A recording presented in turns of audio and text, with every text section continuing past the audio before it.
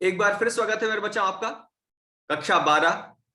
आज का सिलेबस का लास्ट चैप्टर हम लोग शुरू कर रहे हैं। इसके बाद अपना 12th का सिलेबस फिनिश हो जाएगा, खत्म हो जाएगा।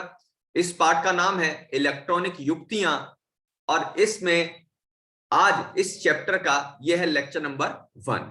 इस लेक्चर नंबर 1 में सबसे पहले हम लोग पदार्थ से शुरू करेंगे।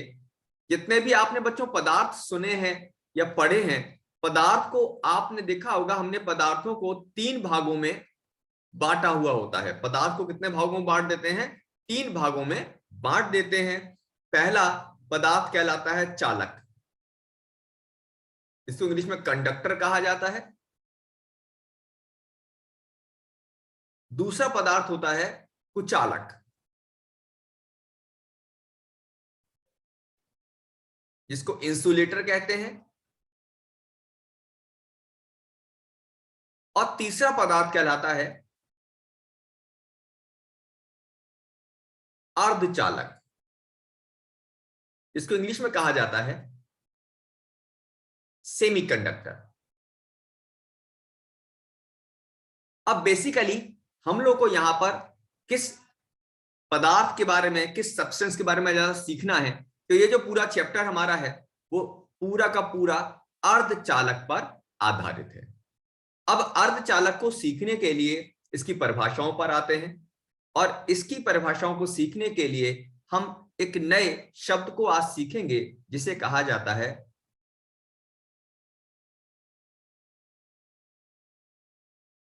ऊर्जा बैंड। आपने बहुत सारे म्यूजिकल बैंड सुने होंगे। यहां पर हम किसकी बात करने वाले हैं? अब हम बात करेंगे ऊर्जा बैंड की। ये ऊर्जा बैंड क्या होता है, इसको समझने के लिए एक बड़े सरल तरीके को अपनाते हैं। जैसे मैं एक सिलिकॉन की बात करूं। सिलिकॉन एक अर्धचालक पदार्थ है, एक अर्धचालक पदार्थ जिसके पास 14 यानी 14 इलेक्ट्रॉन होते हैं। अगर मैं इसके विन्यास की बात करूं तो ये होता है 2 8 4। अब सिलिकॉन में ये किस तरह से व्यवस्थित होंगे? सिलिकॉन में ये तो सबसे पहले क्या हो जाएगा? नाभिक हो जाएगा। फिर इसकी पहली कक्षा में 2 इलेक्ट्रॉन हो जाएंगे। इसके बाद इसकी दूसरी कक्षा में 8 इलेक्ट्रॉन हो जाएंगे।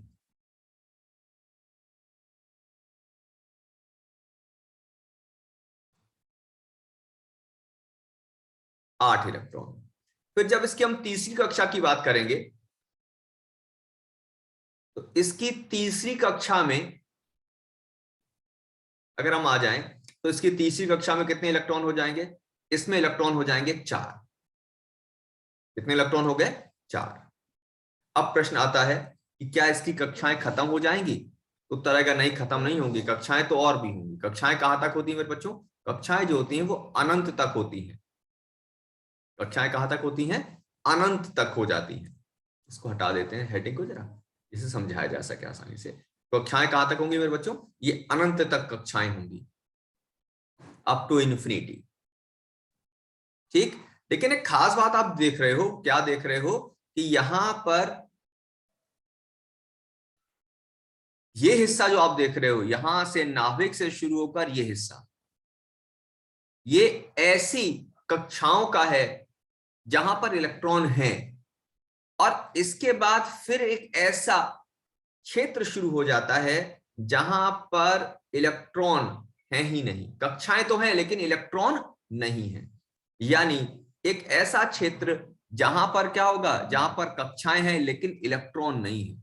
और अब फिर एक बात और ध्यान से देखो, इसके बीच में अगर हम ध्यान से देखें तो यहां पर इनके बीच में भी एक ऐसा क्षेत्र है जहां पर ना तो कोई कक्षा है और ना ही कोई इलेक्ट्रॉन है। बीच में ये वाली जगह देखो, ये दिख रहा है बीच में जो खाली सी जगह है, ये वाली जगह पूरी। तो इसका मतलब किसी परमाणु को इस आधार पर देखा जाए तो यहां पर एक ऐसा बैंड, मतलब ग्रुप, बैंड का मतलब क्या होता है? समूह, ग्रुप।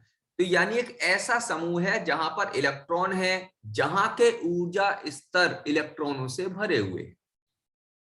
तो यहां से यहां तक का जो ये बैंड बना हुआ है, यहां से यहां तक का, इसको एक अलग नाम दिया जाता है, इसे कहा जाता है संयोजी बैंड।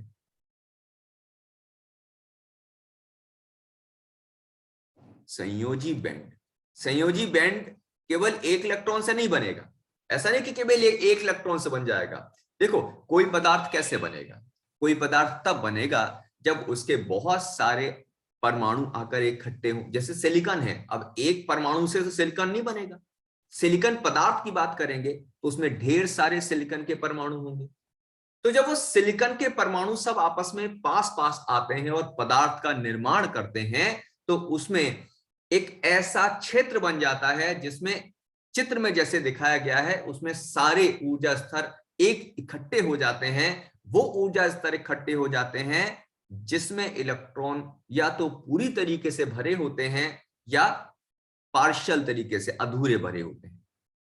तो ऐसे ग्रुप को जब पदार्थ बना तो सिलिकॉन के परमाणु पास पास आए, और उनके पास पास आने से क्या हो गया, एक ऐसा क्षेत्र बन गया जिसमें वो सारे ऊर्जा स्तर इकट्ठे हो गए, जिसमें क्या थे, जिसमें इलेक्ट्रॉन या तो थे पूर्ण रूप से या अपूर्ण रूप से थे, लेकिन तो उसको कहा गया संयोजी बैंड।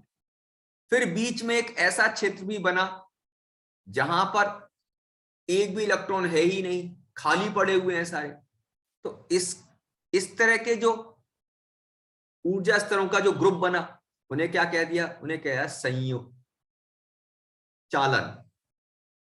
उन्हें क्या कह दिया गया, उन्हें कह दिया चालन बैंड।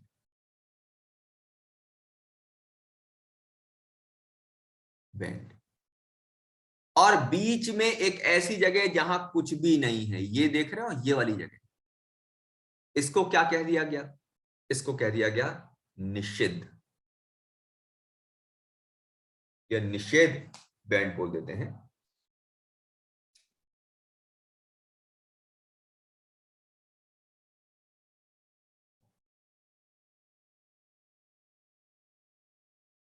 निषिद्ध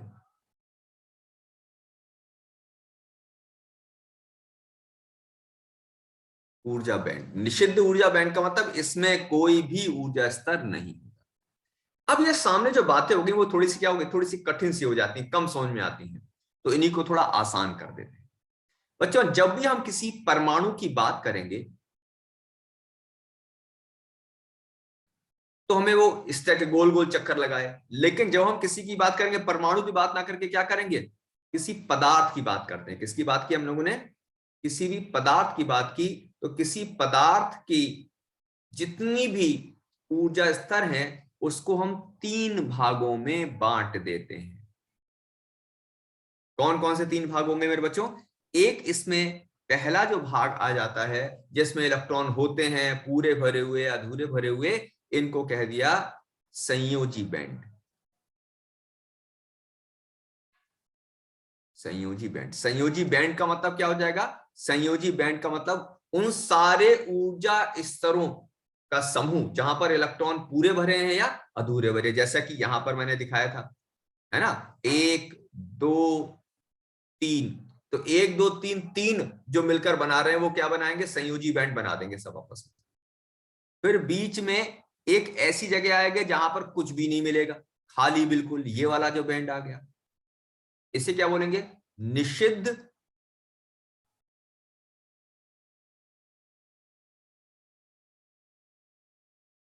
ऊर्जा बैंड। निषिद्ध ऊर्जा, निषिद्ध मतलब होता है कोई नहीं जाएगा वहां, उसे बोलते हैं निषिद्ध। और तीसरा जो आ गया मेरे बच्चों, ये जो आ गया, ये आ गया चालन बैंड। चालन बैंड, ठीक है। तो अब किसी भी पदार्थ की जब बात की जाएगी तो उसकी संरचना को इन बैंड के आधार पर दर्शाया जाता है, और इसे पता है क्या कहते हैं, इसे कहते हैं बैंड आरेख। इसे क्या बोलते हैं, और सही शब्द लगा दें, ऊर्जा बैंड आरेख, ठीक है। अब इस ऊर्जा बैंड आरेख के आधार पर पदार्थों को फिर तीन भागों में बांटा जाएगा। देखो कैसे, जब ऊर्जा बैंड के आधार पर पदार्थों को, यानी इसको बोल देते हैं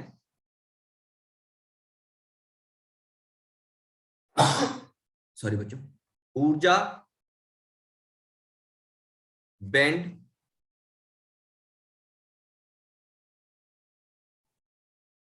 आरेख के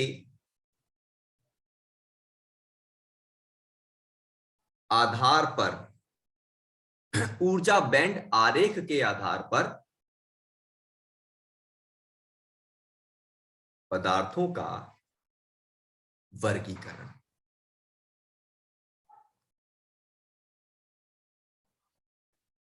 तो पदार्थों को फिर कितने भागों में बांटेंगे? 3 भागों में। सबसे पहले नंबर पर कौन आ गया? देखो, सबसे पहले नंबर पर आ गया चालक। अब बच्चों, चालक पदार्थ क्या होते हैं? चालक पदार्थ वे पदार्थ होते हैं जिसमें बच्चों पता क्या होता है, जिसमें निषिद्ध क्षेत्र होता ही नहीं है लगभग। जैसे ये देख रहे हो आप, निषिद्ध क्षेत्र ब्लू वाला जो बना है, ये लगभग होता ही नहीं है। यानी उसमें या तो होता नहीं है या बहुत नगण्य, यानी दोनों ही चालक के बैंड डायग्राम है, बैंड आरेख है। या तो ऐसा होगा कि लगभग है ही नहीं, बहुत जरा सा। ये कौन सा हो गया? यानी इसमें क्या हो गया? ये कौन सा हो गया? ये हो गया संयोजी बैंड। ये कौन सा हो गया? चालन बैंड। चालक कह दिया मैंने, चालन बैंड। और इनके बीच में क्या है? इनके बीच में क्या होगा? लगभग गैप होता ही नहीं है। ये एक दूसरे के ऊपर क्या होंगे? लगभग आच्छादित हो जाते हैं, एक दूसरे के ऊपर ऐसे आ जाते हैं कि ऐसा लगता है कि बीच में गैप है ही नहीं। ठीक, ऐसा कई बार हो जाता है। और अब देखो, चालक भी 2 तरह के होते हैं। कुछ तो बहुत ही अच्छे चालक होते हैं, जो बहुत अच्छे चालक हैं, उसमें पहली वाली संरचना है, उसमें क्या है? उसमें संयोजी बंध, संयोजी बैंड में और चालन बैंड के बीच में लगभग अंतर होता ही नहीं। कुछ थोड़े से खराब चालक भी होते हैं। तो जो थोड़े से खराब चालक हैं, यानी बहुत अच्छे चालक नहीं हैं, उसमें संयोजी बैंड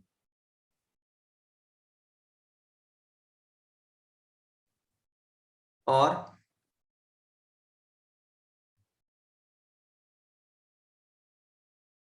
चालन बैंड के बीच में बहुत कम अंतर अंतर होता है। लेकिन कैसा होता है? बहुत कम अंतर होता है। यानी बैंड आरेख के आधार पर अगर कोई कहे कि भाई चालक की परिभाषा बताओ, बैंड आरेख के आधार पर चालक की परिभाषा, तो चालक की परिभाषा क्या होगी? चालक वे पदार्थ होते हैं जिनमें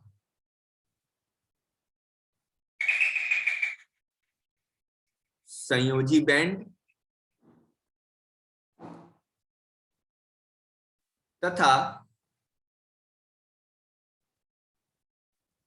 चालन बैंड के बीच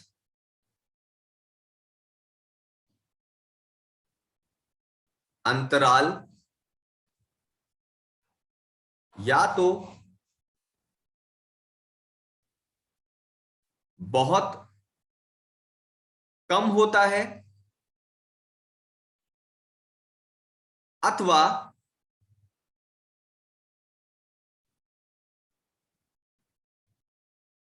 नहीं होता है। दोनों कंडीशन, या तो बीच में गैप होगा ही नहीं, और होगा तो बहुत कम हो गया। तो ये बेसिकली क्या हो गए? ये हो गया चालक पदार्थ।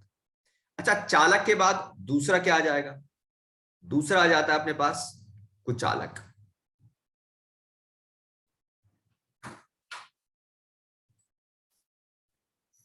अब कुचालक पदार्थ कौन से होंगे? देखो, कुचालक पदार्थ की अगर बात करें तो कुचालक पदार्थ वे पदार्थ होंगे जिसमें जिसमें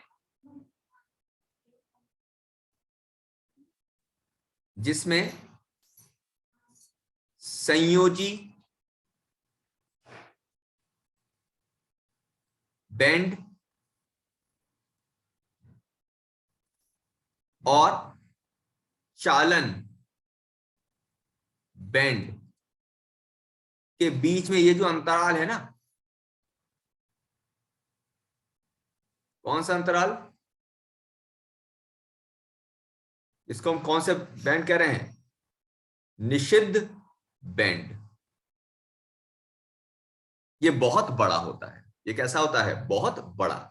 यानी ये किससे बड़ा होता है, जो टिपिकल कुचालक होते हैं इसमें क्या होगा, ये 6 इलेक्ट्रॉन वोल्ट, ये ऊर्जा का मात्रक होता है 6 इलेक्ट्रॉन वोल्ट।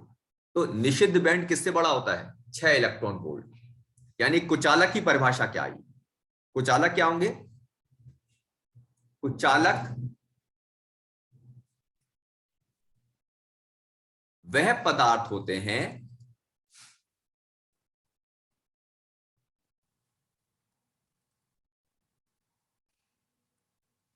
जिनमें चालन बैंड तथा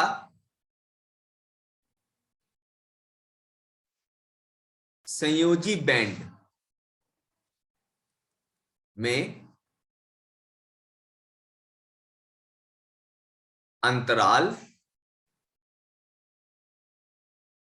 अधिक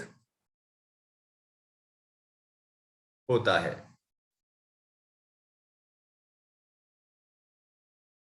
यह आदर्श कुचालकों में 6 इलेक्ट्रॉन वोल्ट से भी अधिक होता है। यानी बैंड आरेख के आधार पर कुचालक पदार्थ कौन से कहलाएंगे, बैंड आरेख के आधार पर कुचालक पदार्थ वह पदार्थ होंगे जिसमें चालन बैंड और संयोजी बैंड के बीच में जो अंतराल है, गैप है, जैसे निषिद्ध बैंड कहा जा रहा है, वो किससे बड़ा हो, ऐसे बोलने या तो बहुत बड़ा हो, और किससे बड़ा, 6 इलेक्ट्रॉन वोल्ट से अधिक। अब आते हैं आपसे मेन डेफिनेशन पर, जिसके लिए चैप्टर है पूरा, कौन सा, अर्धचालक।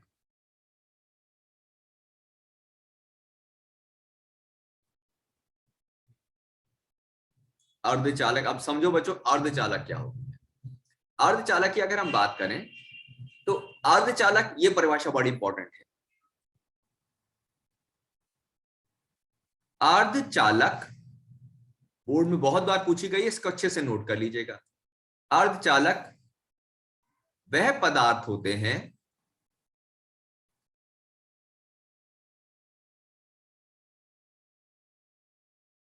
जिनमें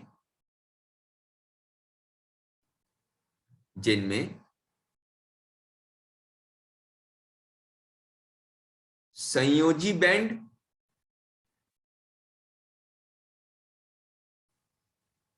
तथा चालन बैंड के बीच का ऊर्जा अंतराल,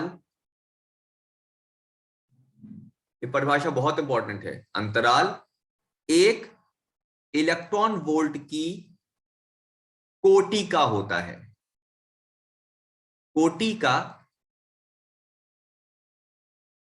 होता है।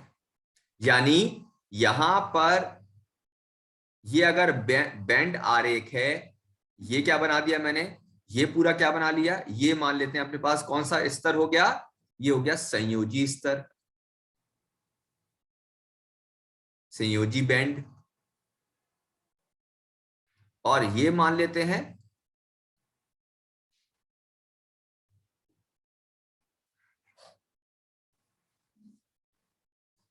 कौन सा आ गया, देखो ये कौन सा होगा, संयोजी स्तर के ऊपर कौन सा हो गया, चालन बैंड।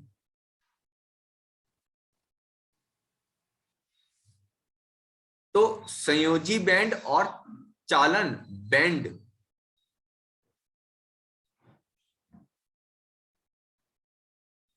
के बीच का ये जो गैप आप देख रहे हो ना, ये वाला कौन सा गैप, इसकी बात हो रही है। ये कितने ऑर्डर का होगा, ये होगा 1 इलेक्ट्रॉन वोल्ट के ऑर्डर का। कोटि का मतलब समझते हैं, कोटि का मतलब ये नहीं है कि 1 इलेक्ट्रॉन वोल्ट का होगा, ऐसा होगा कि जब उसको आप राउंड ऑफ करोगे तो एक आंसर आएगा। थोड़ा कम समझ में आया ना। एक परिभाषा से, एक उदाहरण से इसको मैं और समझाता हूं। जैसे अर्धचालक की एक बार परिभाषा बता दूं। अर्धचालक में जैसे आपने क्या ले लिया, जर्मेनियम ले लिया। जर्मेनियम भी एक अर्धचालक है जिसका परमाणु क्रमांक होता है 32, 2, 8, 18, 4। इसका विन्यास है, ठीक है बच्चों। अब जर्मेनियम के लिए अगर मैं ऊर्जा बैंड डायग्राम बनाऊंगा मेरे बच्चों, तो ये ऊर्जा बैंड डायग्राम ऐसा होता है। ये तो हो गया कौन सा बैंड, देखो जो सबसे नीचे की तरफ, तब तो याद होना शुरू हो गया होगा। जो सबसे नीचे की तरफ होता है, यह कौन सा बैंड होता है, संयोजी बैंड।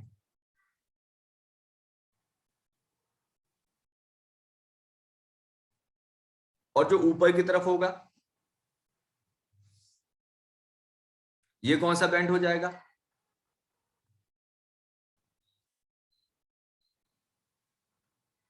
चालन बैंड। और इनके जर्मेनियम के लिए जो गैप आप देख रहे हो ना, जर्मेनियम के लिए गैप होता है जिसको डेल्टा ई से लिख देते हैं, निषिद्ध ऊर्जा बैंड। ये होता है 1.1, लगभग 1.1 इलेक्ट्रॉन वोल्ट। अब 1.1 इलेक्ट्रॉन वोल्ट है, ठीक है। इसको अगर तुम राउंड ऑफ करोगे तो एक ही तो आएगा लगभग। वैसे एक परिभाषा उदाहरण और समझ लो, यही चीज सिलिकॉन के लिए आ जाओ। सिलिकॉन भी सेमीकंडक्टर है, अर्धचालक है, जिसका परमाणु क्रमांक होता है 14, 2, 8, 4। अब इसका विन्यास बनाओ, इसका विन्यास कैसा बनेगा, ये हो गया कौन सा बैंड, अब तो याद होने लगा ना, ये कौन सा बैंड, संयोजी बैंड। और ये कौन सा बैंड हो जाएगा, देखो चालन बैंड। कौन सा बैंड हो जाएगा बच्चों, ये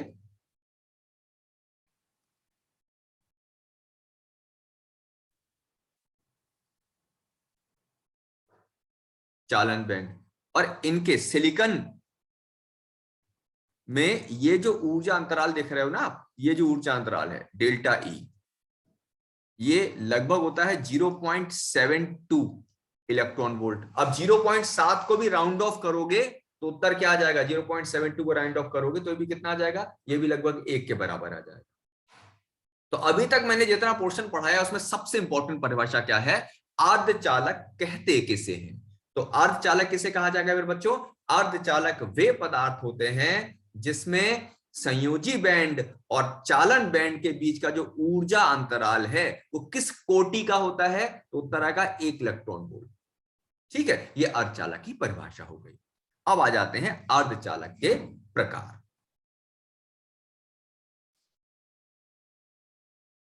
अर्ध चालक का वर्गीकरण। अर्धचालक के वर्गीकरण का मतलब है कि कैसे कैसे इसको बांटा जाता है। तो जब हम अर्धचालक को बांटते हैं तो सबसे पहला आता है निज अर्धचालक।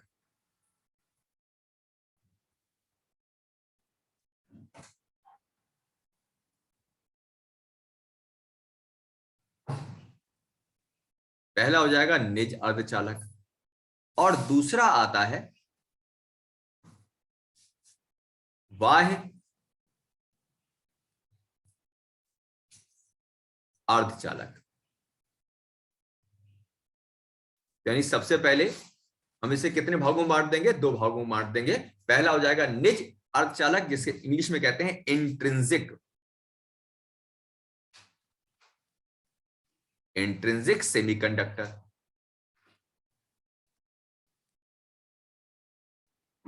और दूसरा कहलाता है बाह्य अर्धचालक, जिसे कहते हैं एक्सट्रिंसिक।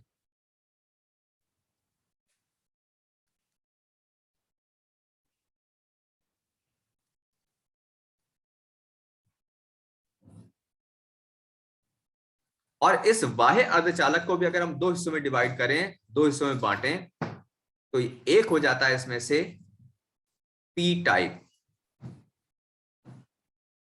अर्धचालक,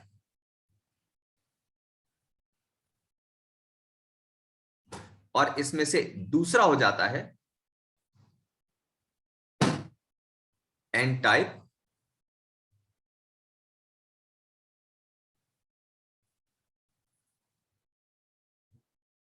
अर्धचालक। एक कहलाता है पी टाइप अर्धचालक, एक क्या कहलाएगा एन टाइप अर्धचालक।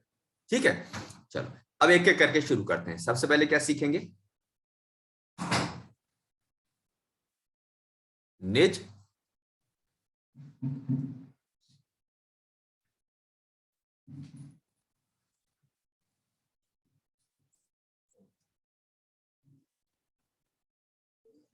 निज अर्धचालक। निज अर्धचालक क्या होता है? सामान्यतः शुद्ध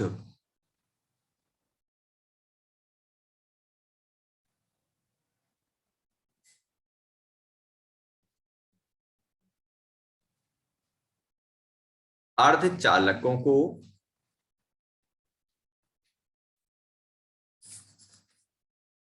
निज अर्धचालक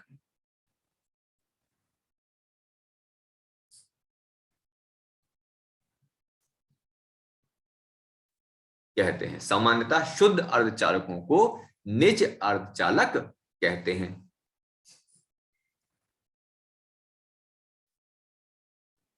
अर्ध चालकों के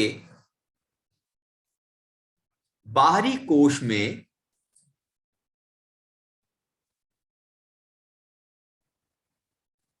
चार इलेक्ट्रॉन होने के कारण ये अपने आसपास के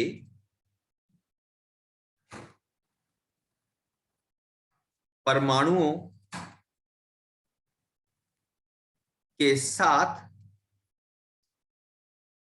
चार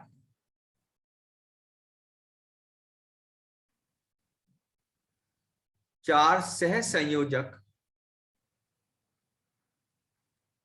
बंध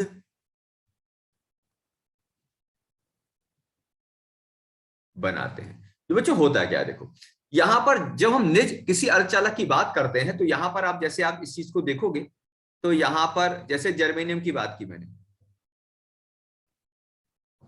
जर्मेनियम की बात करो तो इसके पास कितने इलेक्ट्रॉन है? चार।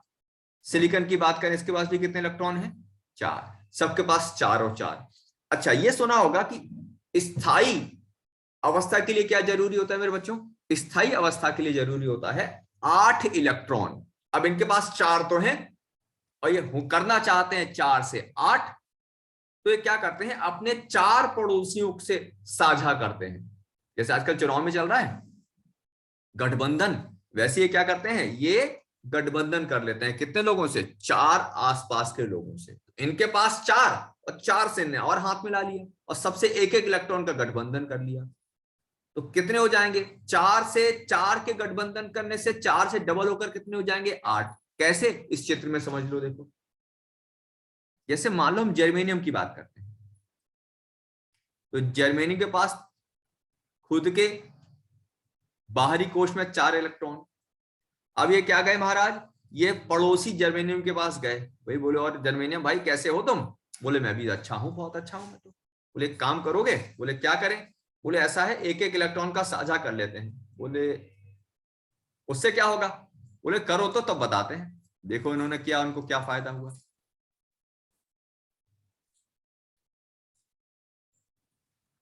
अब देखो जब साझा करेंगे तो साझा करने से क्या होगा? देखो साझा करने से अब एक सहसंयोजक बंध ये बन गया, एक सहसंयोजक बंध ये बन गया, एक सहसंयोजक बंध ये बन गया, एक सहसंयोजक बंध इन्होंने यहां बना लिया।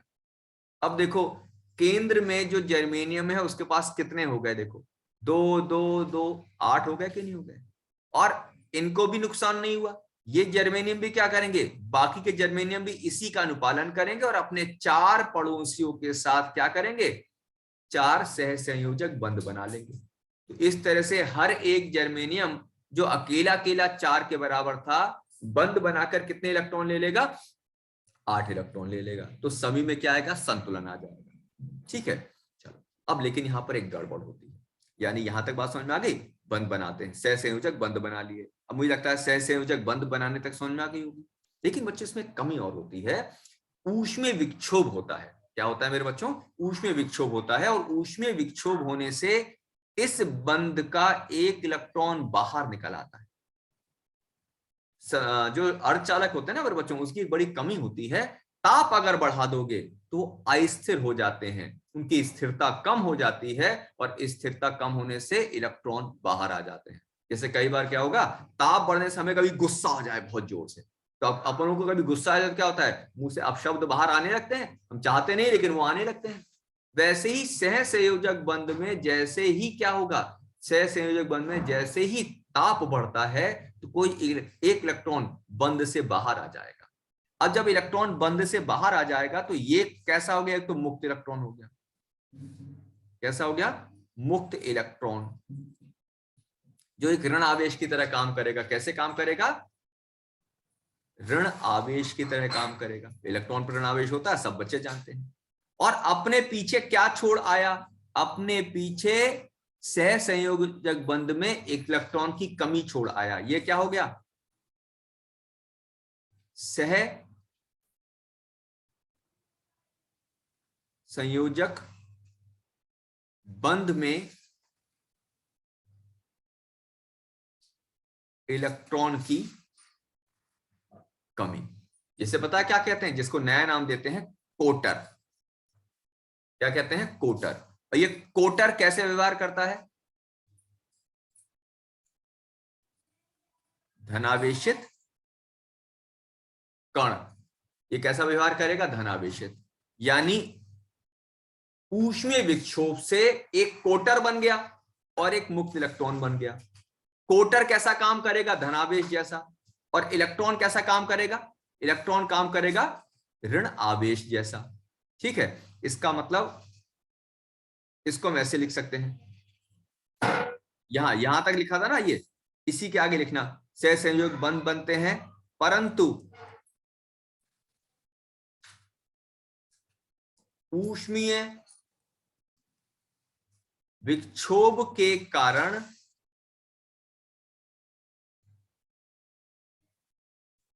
सह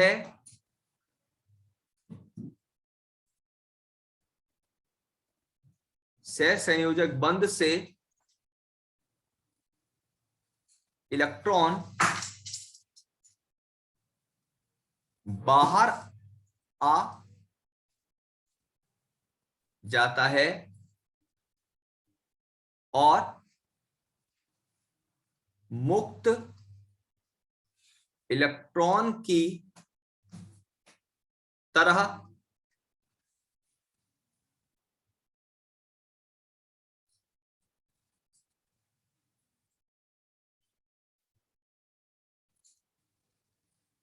मुक्त इलेक्ट्रॉन के लिए व्यवहार करता है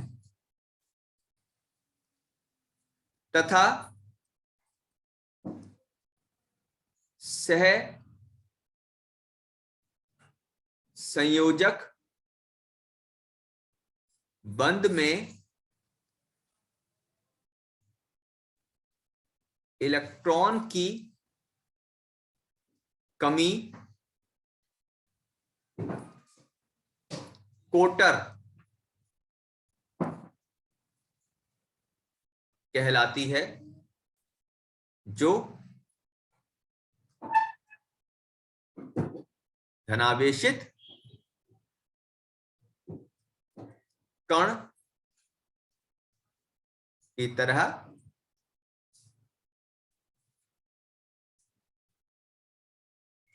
करता है। किसी निज किसी निज अर्धचालक में, ये बड़ा इंपॉर्टेंट लाइन है, कोटरों तथा, किसी निज अर्धचालक में कोटरों तथा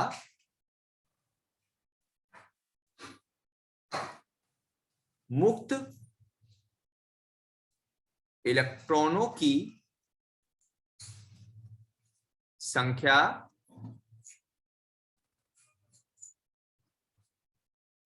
समान होती है। यानी कोटर को इंग्लिश में कहते हैं होल्स,